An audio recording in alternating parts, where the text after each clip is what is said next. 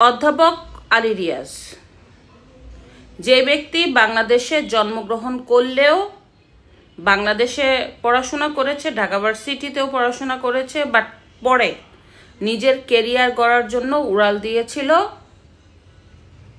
আমেরিকায়।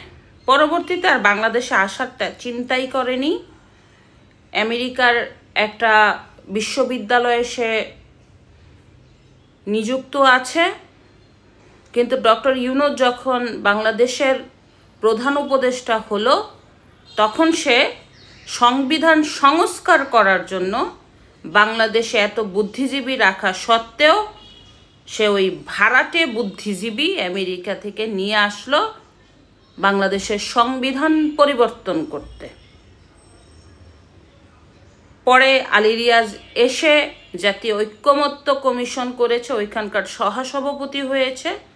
যদিও জাতীয় ঐক্যমত্য কমিশনের সভাপতি ছিলেন ডক্টর ইউনূস, কিন্তু এই প্রায় 9 মাস জাতীয় ঐক্যমত্য কমিশনে কোনো কিছুই হয় নাই, হয়েছে ঘোড়ার ডিম।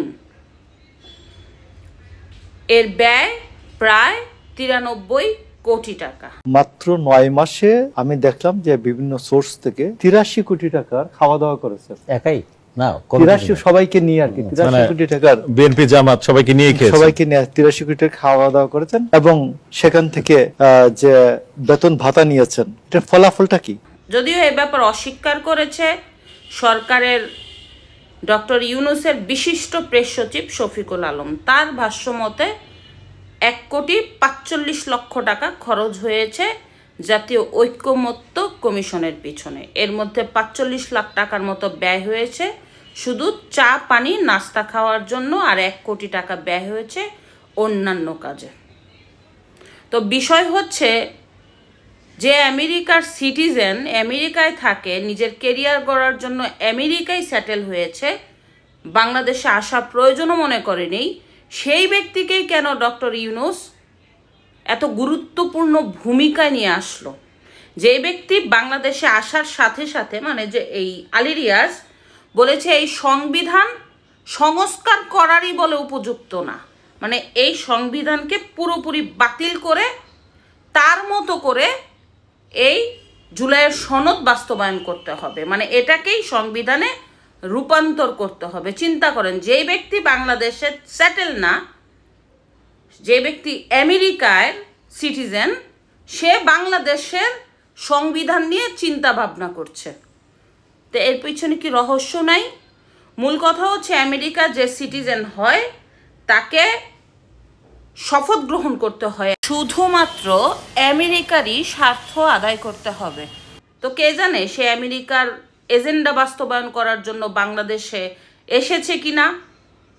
মূলত কথাই তো জানা যায়, মূলত সবাই তো জানে যে ডক্টর ইউনূসই আমেরিকার এজেন্ডা বাস্তবায়ন করার জন্য বাংলাদেশের ক্ষমতায় বসেছে, এটাই তো বাস্তব কথা।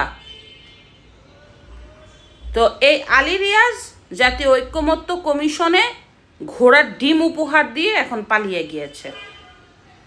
তো এই ভাড়াটিয়া বুদ্ধিজীবীদের বাংলাদেশে এনে কোটি কোটি টাকা খরচ করে লাভ কি হলো? তাদেরকে তো সময় মতো পাওয়া যাবে না, উড়াল দিবে আকাশে, আর উড়াল দিয়েও দিয়েছে।